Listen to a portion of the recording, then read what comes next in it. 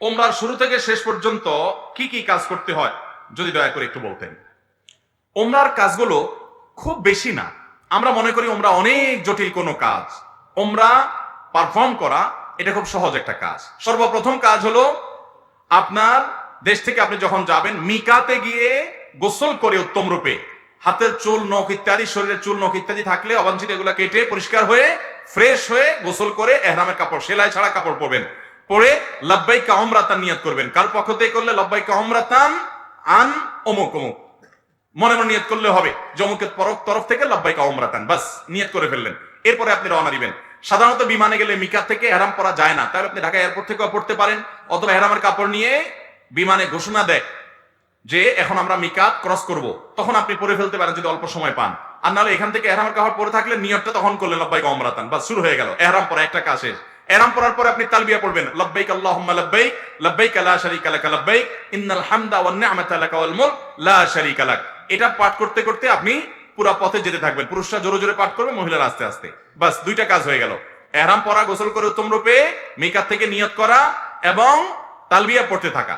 এরপরে আপনি যখন মক্কা যাবেন, হারামের কাছাকাছি যাওয়ার পর হারামে কাবা শরীফ দেখে তওয়াফ শুরুর আগ পর্যন্ত আপনার তালবিয়া পড়তে থাকবে। মসজিদে প্রবেশের সময় মসজিদের প্রবেশের সুন্নাহগুলো পড়বেন, আদায় করবেন, করে ভেতরে ঢুকে শুরুতে আগে তওয়াফ শুরু করবেন। 7টা চক্কর দিবেন। কাবা ঘরের হাজর আসদ পাথরকে বাম পাশে রেখে ডান পাশে সবুজ লাইট রেখে বিসমিল্লাহি আল্লাহু আকবার বলে আপনি তওয়াফ শুরু করবেন। 7বার চক্কর দিবেন, 7বার। এই 7বার চক্করের প্রত্যেক চক্করে আলাদা দোয়া নেই, তবে চক্করে দোয়া কবুল হয়। দারুণ দোয়া কবুলের একটা জায়গা। মনে আল্লাহর কাছে যত চাওয়া সেগুলো পেশ করবেন। এবং আপনি রুকনে ইয়ামানি বলে কাবার 4টা কোণার একটা কোণাকে, অর্থাৎ হাজর আসদ পাথর যে কোণা তার আগের যে কোণাটা আছে তওয়াফ করতে যেটা তার আগে পড়বে ওইটাকে রুকনে ইয়ামানি বলে। ওই কোণা থেকে হাজর আসদ পাথর কোণা, এই দুটার মাঝখানে একটা দোয়া আছে, রব্বানা আতিনা ফিদ দুনিয়া হাসানা ওয়া ফিল আখিরাতি হাসানা ওয়া কিনা আযাবান নার।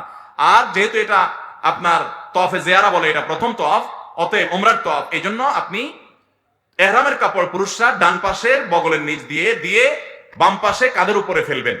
এটা করবেন। এটা করে আপনি এই তওয়াফটা শেষ করবেন। এবং প্রথম কয়েকটা চক্কর আপনি জোরে দিবেন, একটু জোরে জোরে দৌড়াবেন প্রথম 3টা চক্কর। এরপরে বাকি চক্করগুলো আপনি স্বাভাবিক থাকবেন।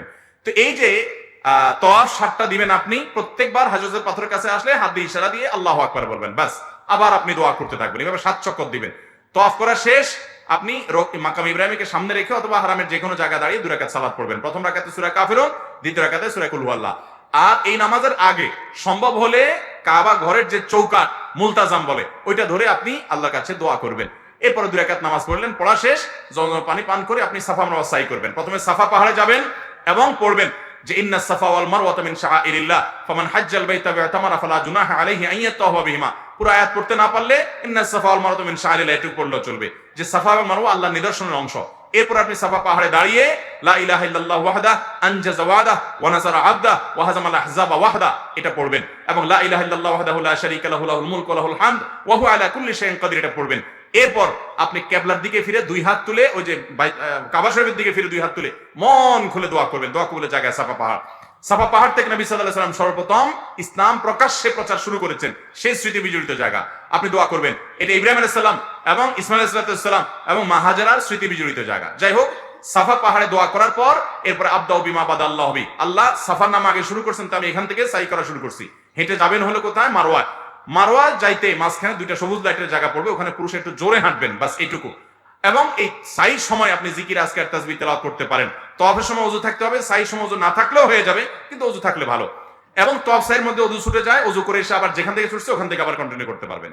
মারওয়া পাহাড়ে চলে গেলেন, সেখানে গিয়ে আবার ওই যে কাবার দিকে ফিরে সাফা পাহাড়ে যা করেছেন ঠিক একই ভাবে সবগুলো করবেন এবং দোয়া করবেন। ওখান থেকে আবার আপনি সবগুলো দোয়া পড়বেন। ওখান থেকে আবার আপনি সাফা পাহাড়ে আসবেন। তাহলে সাফা থেকে মারওয়া গেলেন একটা চক্কর, মারওয়া থেকে আবার আসলেন আরেকটা, আবার গেলেন আরেকটা, এভাবে 7টা চক্কর দিতে হবে। সাফায় শুরু হবে, মারওয়া গিয়ে শেষ হবে। যে আসলে একটা না, গেলে একটা, গেলে আরেকটা, আসলে আরেকটা, এবার 7টা হবে। 7 চক্কর শেষ, আপনার ওমরা শেষ। এরপরে পুরুষরা মাথার চুল চেঁচে ফেলবেন। না চাচতে পারলে পুরো মাথার চুল ছোট করতে হবে, 2-4টা সামান্য একটু ছোট করলে হবে না। মহিলারা তাদের মাথার চুলে সামান্য অল্প একটু ছোট করলে হবে। তাদের ইহরাম হলো তারা স্বাভাবিক পোশাক আশাক পরবে, অতিরিক্ত সাজসজ্জা করবে না। এবং তারা মুখমণ্ডল, এটার উপরে যদি ওড়না দিতে হয় অন্য পুরুষরা থাকে, তাহলে সেটা যাতে আপনার মুখ বেঁধে রাখা না হয় সেটা খেয়াল রাখবে। কাপড় টেনে রাখবে যাতে পরপুরুষরা না দেখতে পারে। আর কোথাও পরপুরুষ না থাকলে মুখ খোলা রাখবে ইহরাম পরা অবস্থায়। আর ইহরাম পরা অবস্থায় পুরুষরা সুগন্ধি ব্যবহার করবে না, সেলা আলা পোশাক পরবে না, আন্ডারওয়্যার পরবে না, মাথায় টুপি মাথা ঢাকবে না। এই সমস্ত কাজ করবে না, কোনো পশু পাখি এমনকি আপনার মশা টশা ইত্যাদিও মারবে না, যথাসম্ভব তাড়িয়ে দিবে। অর্থাৎ এক কথায় এহরাম পরা অবস্থায় নিষিদ্ধ কাজগুলো সব করবে না। সাফা মারওয়া সাই শেষ, মাথা মুন্ডানো শেষ, এখন তিনি হালাল হয়ে গেলেন। এখন যেগুলো নিষিদ্ধ ছিল এহরাম অবস্থায়, সেগুলো সব এখন যায় সেলাই করা পোশাক করতে পারেন। তার ওমরা শেষ হয়ে গেল। অত্যন্ত সহজ এবং খুব আপনার অল্প কয়েকটা আমল।